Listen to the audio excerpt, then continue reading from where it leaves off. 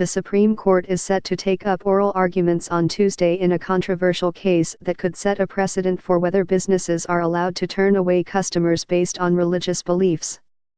The case is tied to a baker in Colorado, who says he has the right under the First Amendment to refuse to bake a wedding cake for a same-sex couple. The incident in question took place in 2012, when a gay couple visited Masterpiece Cakes in Lakewood, Colorado, and asked for a custom cake, a request the owner declined. Jack Phillips, the owner of Masterpiece Cakes, in court documents says he gladly serves people from all walks of life, including individuals of all races, faiths, and sexual orientations. But he cannot design custom cakes that express ideas or celebrate events at odds with his religious beliefs.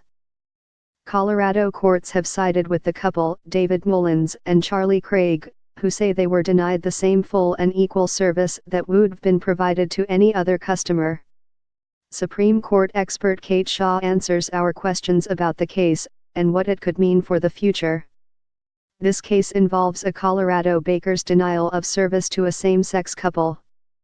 The case began when David Mullins and Charlie Craig, a couple planning their wedding, made an appointment to discuss a custom wedding cake with Jack Phillips, the proprietor of Masterpiece Cake Shop. When Phillips learned that Mullins and Craig were a same-sex couple, he indicated that he did not design cakes for gay weddings, but that he would be willing to sell them other baked goods. Craig and Mullins left the bakery. Colorado has a state law that prohibits discrimination on the basis of sexual orientation, and the couple filed a complaint with the Colorado Civil Rights Division, which agreed that Phillips' conduct violated state law. The Colorado state courts agreed. Phillips has appealed all the way to the Supreme Court, arguing the Colorado law violates the Constitution, both by requiring him to violate his religious beliefs and by compelling him to bake a particular cake, which he describes as a form of artistic expression, for an event not of his choosing.